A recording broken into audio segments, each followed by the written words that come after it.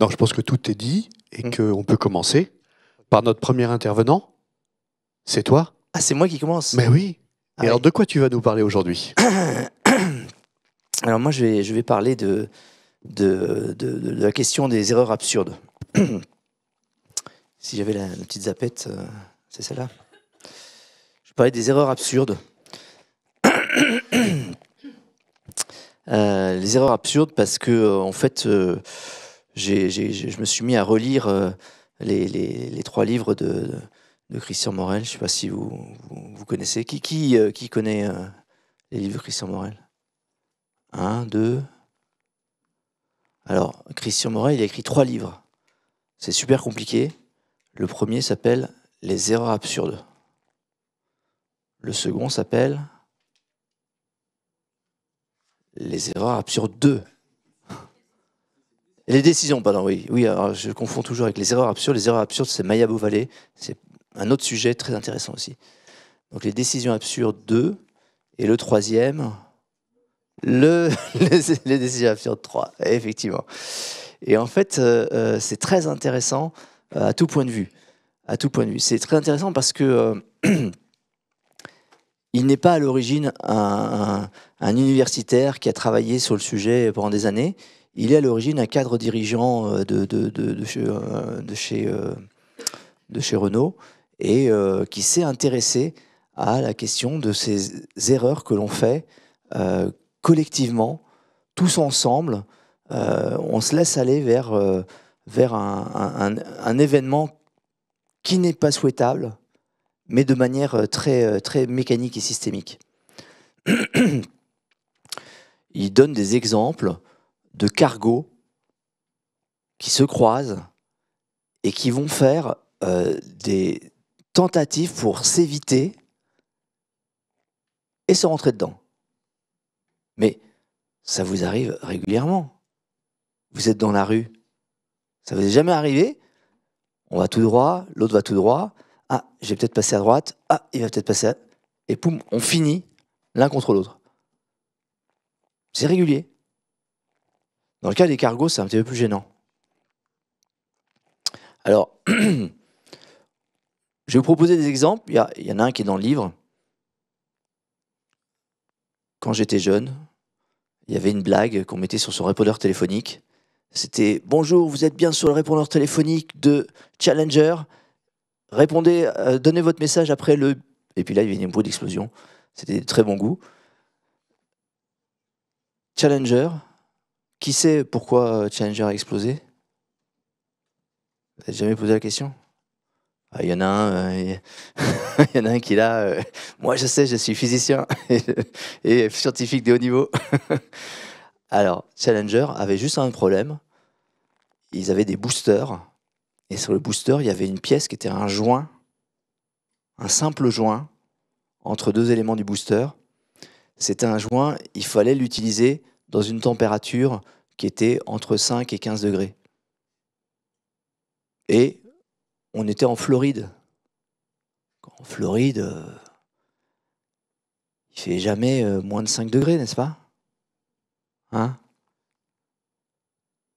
En Floride, il y a relativement souvent des épisodes glaciaires où il fait moins 5 à moins 15 pendant une journée. Ça vient du nord, là, ça vient du Labrador, et puis pof, ça a une petite langue qui vient lécher la Floride. Ils ont un peu froid pendant quelques jours, et puis et c'est ce jour-là que la navette a décollé.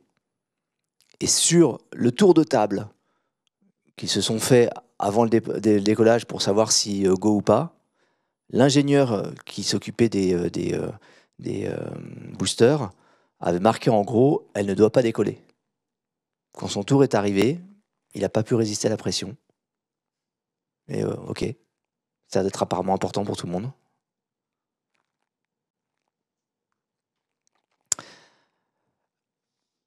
Donc les conclusions de l'enquête, elles ont été publiques. C'est ça qui est formidable avec l'aéronautique et avec le spatial, c'est qu'on a en général une culture du retour d'expérience et on arrive à dépioter.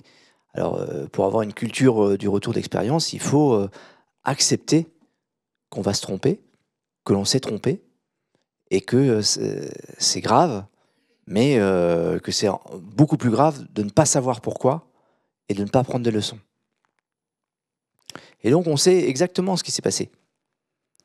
Beaucoup plus certainement que dans des accidents de la route ou des accidents industriels, où chacun cherche à essayer d'éviter de voir sa responsabilité engagée. Pour autant, on a encore des accidents. Et on fait encore des erreurs.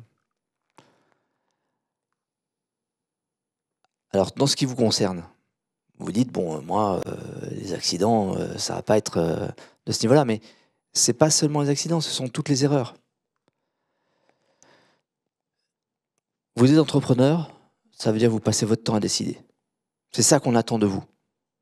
Je sais qu'il y en a certains qui se rassurent en disant je suis encore capable de vider les poubelles, c'est donc bien le signe que je me suis pas perdu dans un état de déconnexion avec la réalité. Mais ce que l'on attend de vous, c'est de décider. Et si on vous demande de décider, c'est parce que il n'y a pas de réponse évidente. Sinon, ça ne veut pas dire décider. C'est parce qu'on ne sait pas s'il faut aller à droite ou à gauche qu'on se tourne vers vous et qu'on fait « alors ». Et vous ne savez pas plus, sinon ce n'est pas décidé. Comprenez mon point? C'est que si jamais la réponse, bah oui, il n'y a qu'une route, c'est à droite, regarde à gauche, la route est barrée, on ne peut pas y aller, ce n'est pas une décision. C'est une décision quand il y a une incertitude.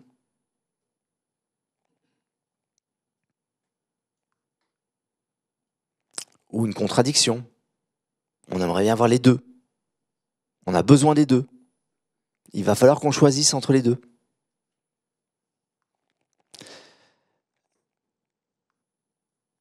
Alors, les décisions absurdes qu'il vous arrive de subir. Vous savez que Trump a été élu. Et vous savez que Trump a dans ses bagages Robert Kennedy Jr. Et Robert Kennedy Jr. a une grande cible, la Food and Drug Administration. Il a envoyé un message le jour de sa nomination qui était de dire « Bonne nouvelle pour les États-Unis, la guerre de la Food and Drug Administration contre la bonne santé des Américains est finie. Et si vous avez participé à ce système de corruption, j'ai 2 messages pour vous. Message numéro 1, sauvegardez vos archives. Message numéro 2, préparez vos valises. » C'est clair. C'est un avocat. Pourquoi il demande de préparer les archives? Parce que les avocats, ça fonctionne aux États-Unis par la dénonciation. T'es sûr que c'est pas toi? Parce que nous, on tout pointe vers toi. Non, non, je suis sûr. Si tu as des éléments de preuve pour incriminer quelqu'un d'autre, peut-être que tu seras sauvé. Gardez vos archives. La Food and Drug Administration, alors qu'elle sait que c'est Kennedy qui est en place, a demandé le retrait de 40 tonnes de beurre parce qu'il y avait un gros danger. Le gros danger, vous voyez les étiquettes là? Ils avaient oublié de mettre « Attention, allergène, contient du lait ». 40 tonnes à la poubelle, alors qu'ils savent qu'il y a un mec qui arrive avec un fusil chargé. Est-ce que c'est intelligent de la part de la FDA? Je ne sais pas. Est-ce que c'est une erreur absurde? Oui, c'est ça la définition. Est-ce que ça peut vous toucher si vous êtes celui qui est le distributeur du beurre? Évidemment, vous n'êtes pas allé vérifier si les étiquettes avaient tout ce qu'il y avait de bien. Vous avez acheté du beurre, quoi. Je vais raconter une histoire d'un de mes clients. Il n'y croyait pas. Hein. Il n'y croyait pas. Il n'y croyait pas, c'est-à-dire que on parlait du fait de ne pas payer les commerciaux à la commission et que ça avait à chaque fois des effets indésirables. Lui, en l'occurrence, un de ses commerciaux, c'était sa fille. Et elle allait partir en congé maternité. Bizarrement, dans les 3 mois, avant les 3 mois de son départ, elle a commencé à repousser des commandes a oublié d'en transmettre. Et puis, dans les 3 derniers mois, elle a avancé des commandes. Elle a appelé ses clients pour dire « Mais tiens, maintenant, il faudrait que tu prennes tout de suite avant que je parte ». Et elle a retrouvé les commandes qu'elle avait oubliées. Elle a gonflé son revenu pour pouvoir partir avec des congés maternité plus élevés. Pour l'entreprise, ça a été évidemment un flux de production un peu désorganisé, on est d'accord, hein, puisque pendant les mois qui précédaient, elle avait ralenti les commandes, donc il n'y avait plus de vente, donc on se retrouvait avec un atelier en sous-capacité, puis après, il y avait une surcapacité. Vous pensez bien que tout le monde était un peu au courant. Au niveau social, savoir que c'est la fille du patron qui a fait ça, c'était un peu bizarre. Et puis, ça a coûté à la fois son sursalaire à elle, mais aussi le coût des heures supplémentaires, etc. Enfin, pour la société, c'est un problème. Mais elle ne faisait que utiliser les règles qu'on lui a données. Elle a joué avec, comme nous tous. Donc, c'est bien une décision qu'on doit à l'entrepreneur.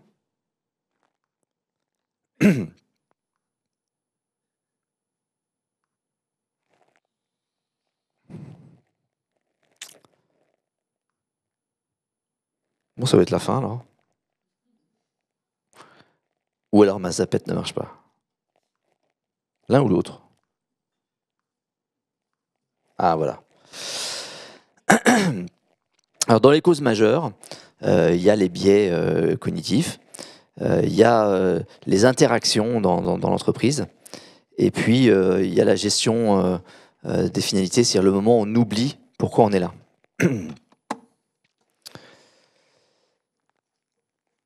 Vous comprenez donc que c'est important d'améliorer nos décisions. On a un sujet.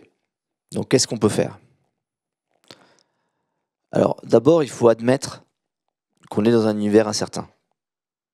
Il faut se rappeler ce que nous dit Nassim Taleb avec les Black Swans. On est entouré par des événements qu'on rationalise très bien derrière. On est très très fort pour se réexpliquer après coup que « Ah mais oui, mais c'était évident aussi ». Et qui sont improbables avec des gros effets. Et je vous rappelle que ce sont des Black Swans, pas des Dark Swans. Les signes, ils sont noirs. Ils sont pas, ils viennent pas du diable. C'est juste la couleur de leur plumage. Donc pour certains, c'est une très bonne nouvelle, pour d'autres, c'est une mauvaise nouvelle. Les Black Swans peuvent être très positifs pour certains et très négatifs pour d'autres. Quand c'est la crise comme aujourd'hui, le PIB, il baisse de 2, 3, 4%. C'est pas très très grave a priori, sauf qu'il y en a, ça va les faire tomber à 0.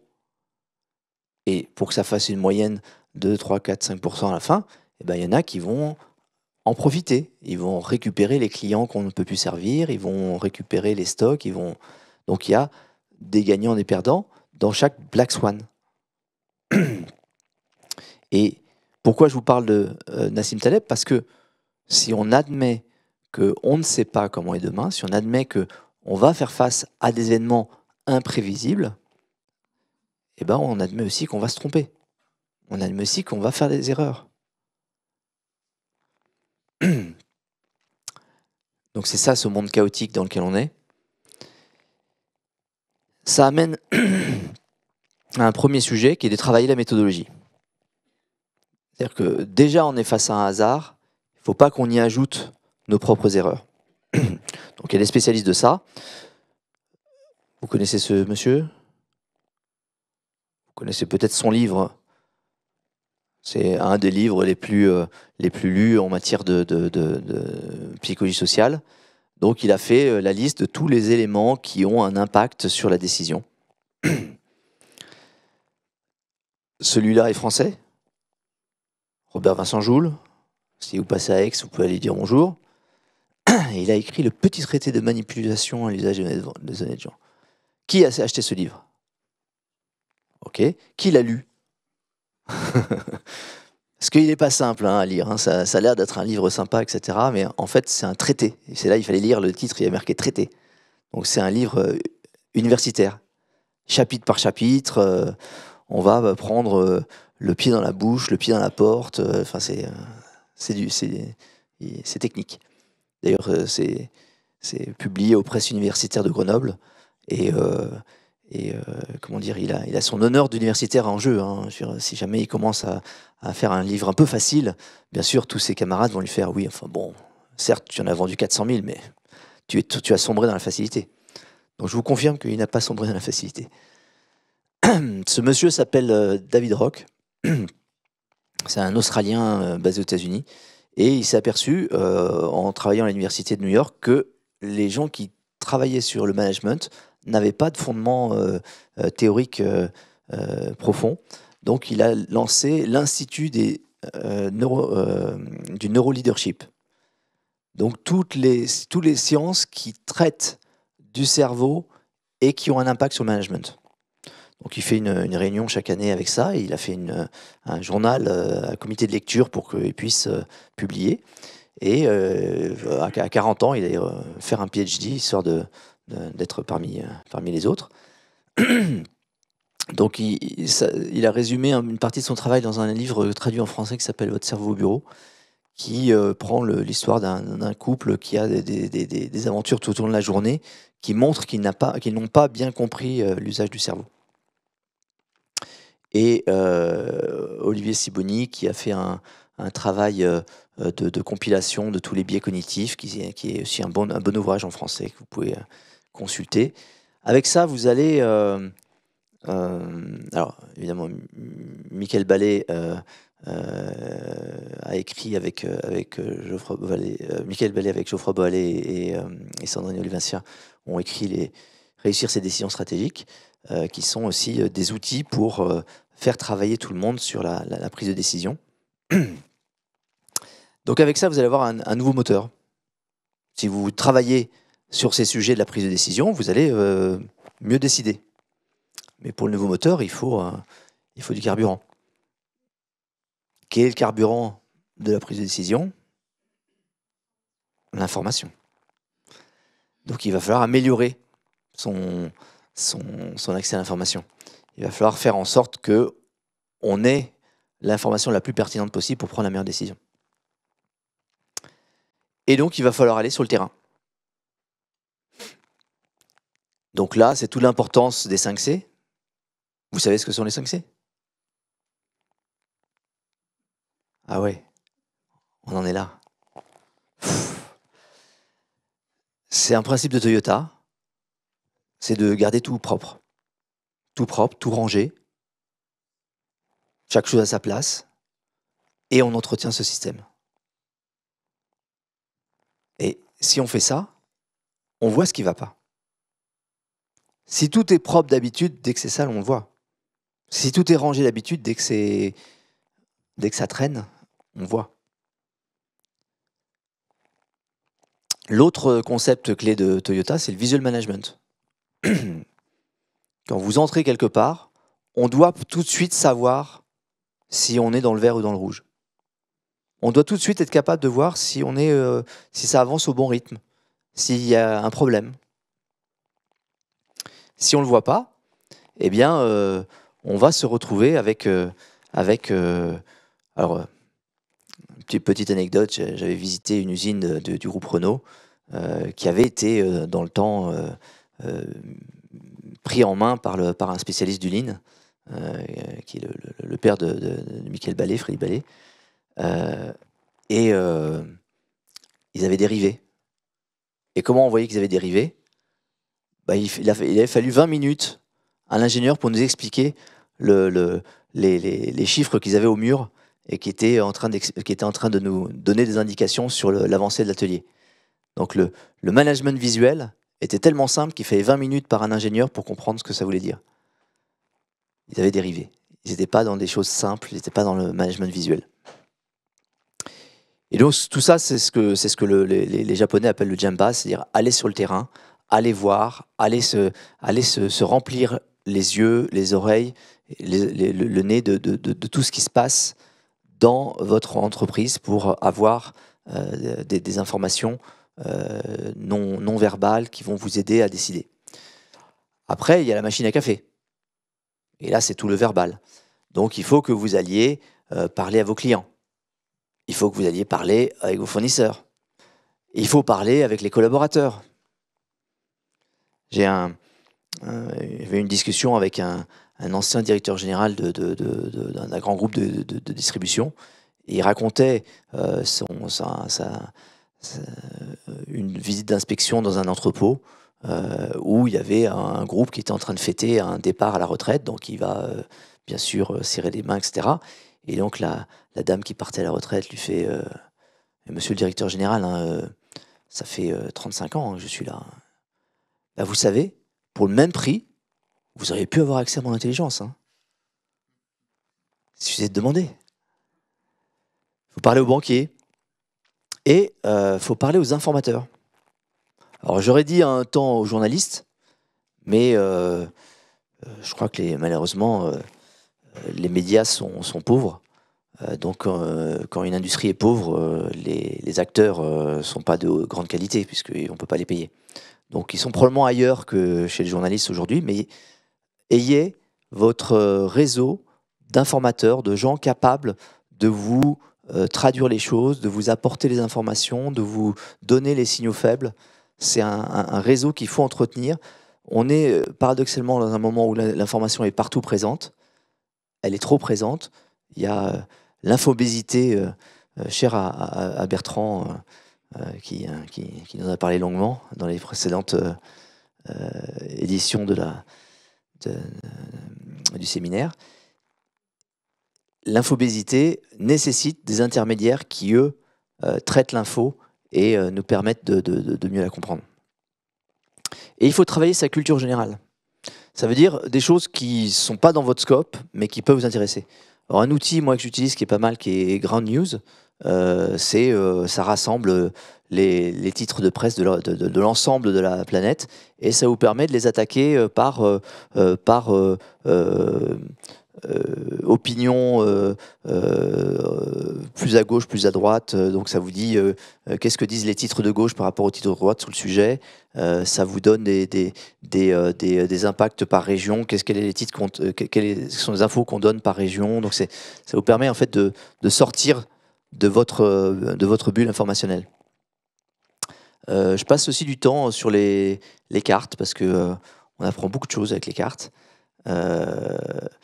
Je passe du temps. Alors là, vous avez une source qui est toujours formidable, c'est votre monde en data. Vous avez des datas sur pas mal de choses. Donc, quand vous cherchez à vous dire, tiens, mais finalement, est-ce qu'on a vraiment consommé autant de trucs là-bas? Qu'est-ce que j'ai comme chiffre? Vous allez trouver des chiffres intéressants. Troisième point, il faut arriver à mieux collaborer. Mieux collaborer, c'est-à-dire faire travailler tout le monde. Et pour ça, il faut trouver un langage commun. Alors, vous avez Detmer qui est un disciple de Goldratt, qui a fait un gros travail sur les thinking processes, les façons de penser collectivement. Donc, il y a tout un livre là-dessus, je vous conseille, même si effectivement, il est, comme tous ces livres, un peu aride. Et ça permet d'adopter pour tout le monde un langage simple. Tout le monde, ça veut dire tous vos collaborateurs. Si tous vos collaborateurs ont été formés au thinking processes, eh bien, à chaque fois qu'il y a un problème, ils vont l'aborder de la même façon.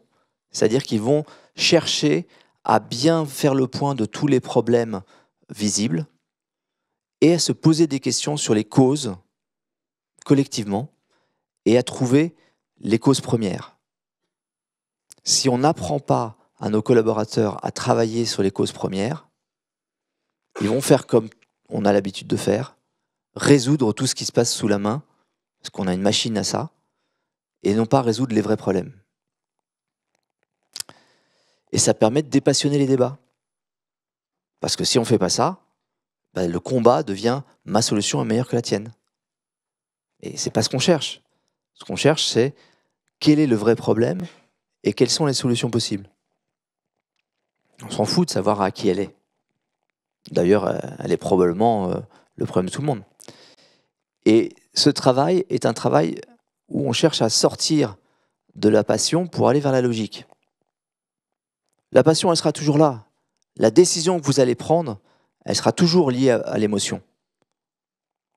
Si on pouvait avoir fait un travail de préparation qui soit plutôt lié à la logique, on évite une grande partie des erreurs. Et tout ça va permettre de travailler collectivement. Dernier point, c'est qu'il faut mieux communiquer sur ces décisions. C'est-à-dire que une fois que vous avez pris la décision, il y a un risque d'erreur dans le fait dans la communication et transmission de cette décision. Donc il faut travailler cet aspect-là. Il faut en permanence montrer la vision. Ceux qui nous connaissent bien savent qu'on est très attaché à l'idée du chaman. L'entrepreneur est à la fois le responsable des guerriers et des chasseurs, le maître de justice et le chaman. Le chaman, c'est celui qui montre l'invisible, c'est celui qui explique l'inexplicable. Il faut montrer la vision, parce que quand vous allez prendre une décision, bah oui, il y a un sujet derrière. C'est des règles que vous mettez en place. Donc il faut qu'elles soient comprises, il faut qu'elles soient appliquées. Il faut les faire évoluer. Donc c'est parce que vous les regardez, c'est parce que vous les évaluez, c'est parce que vous les vérifiez qu'elles sont appliquées, c'est parce que vous les comprenez en tant que règles, que vous pouvez faire une amélioration constante de votre système. Donc en conclusion, mieux décider, c'est moins se tromper. On va se tromper quoi qu'il arrive. Essayons d'éviter le nombre d'erreurs, essayons de savoir quand on fait des erreurs. Apprendre à décider, chercher l'information, coopérer, transmettre la décision et veiller à l'application. Voilà mes quelques réflexions sur les erreurs absurdes. Alors si vous avez des questions, Michael a le fameux micro-volant. La machine à poser des questions. Et la machine à assommer voilà. Tout compris. Ou alors est-ce que ça vous a suffisamment intéressé pour vouloir en savoir plus? Gabriel a une question. Sélectionner. Ouais, c'est en mousse. C'est plus impressionnant que ça n'a l'air. Ah, dedans là? Ah ouais. Et on parle au micro. Ah, super. Enchantée. Donc je m'appelle Gabrielle. J'avais une question par rapport à votre présentation. Ça concerne les sites web que vous regardez pour avoir l'information à l'international.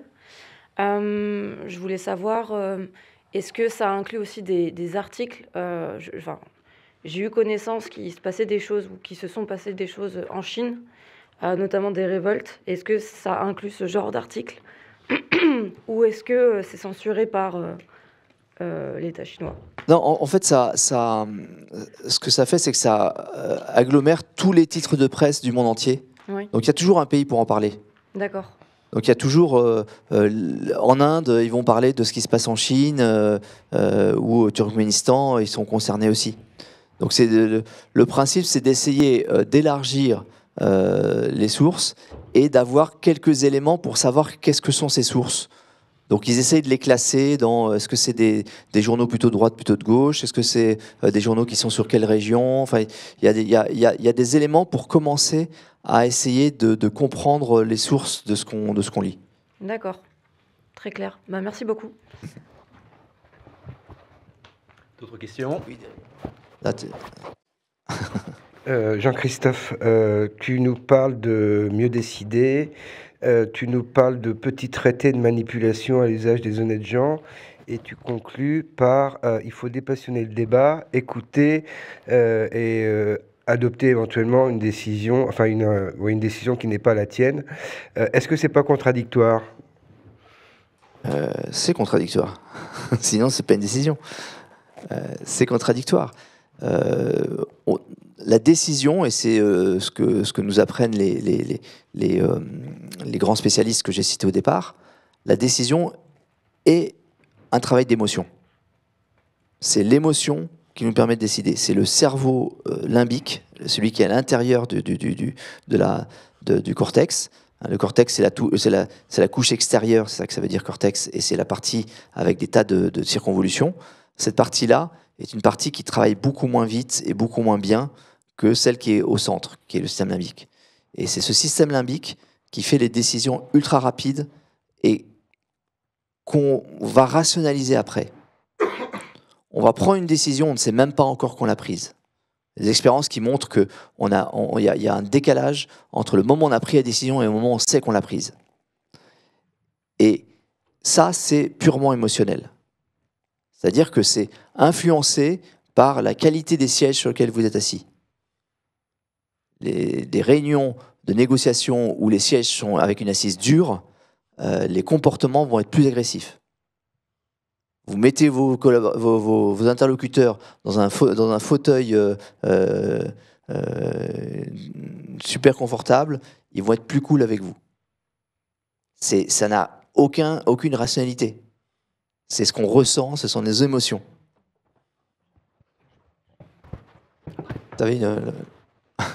Après, ça passera... Pour rester sur ce sujet, tu parles de rationaliser des décisions prises par l'émotion.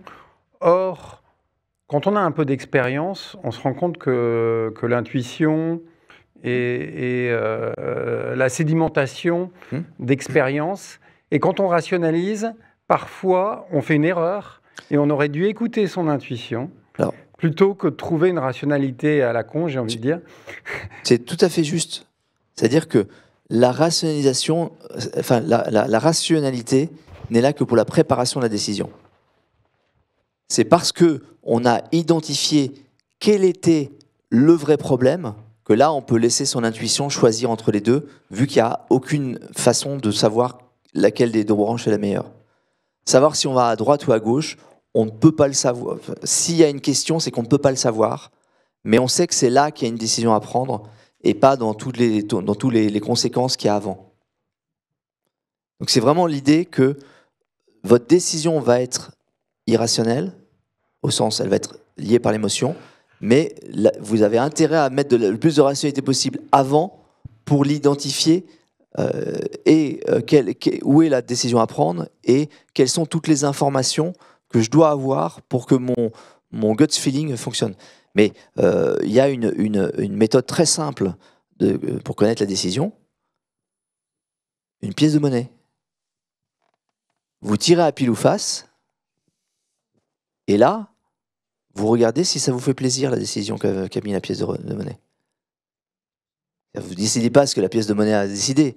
Vous regardez si c'est une décision qui vous convient ou pas. C'est une façon d'interroger son intuition. Xavier avait une question.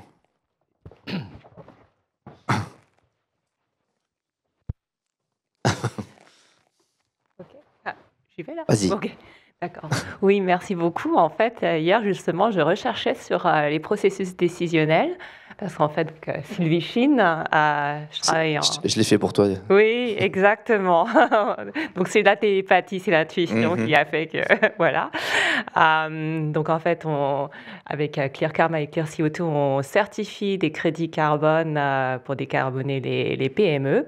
Et effectivement, un domaine où on travaille, c'est l'automatisation. L'automatisation de la récolte des données et de pouvoir prendre des décisions d'investissement. Et là, effectivement, on touche à l'IA, on touche à le fait d'automatiser aussi les décisions. Donc, comment tu vois ça ? De plus en plus, il y a de l'automatisation et il y a des choses qui vont être beaucoup plus bordées. En fait, tu n'automatises pas les décisions. Tu automatises la récolte de données, tu automatises la remontée d'informations, tu automatises les choix évidents. Et les choix évidents, c'est si y a une barrière, on ne va pas à gauche, on va à droite. Ça, c'est un choix évident. Donc, ce n'est pas une décision. Et ça, on n'a pas besoin d'autre chose qu'une pseudo-intelligence pour décider ça. En revanche, pour le reste, il vaut mieux qu'il y ait une intuition et un entrepreneur pour décider. Donc, c'est plutôt la collecte d'informations, poser les bonnes questions qui peut aider à ensuite mettre en place. Et tout ce qu'on appelle des décisions qui n'en sont pas.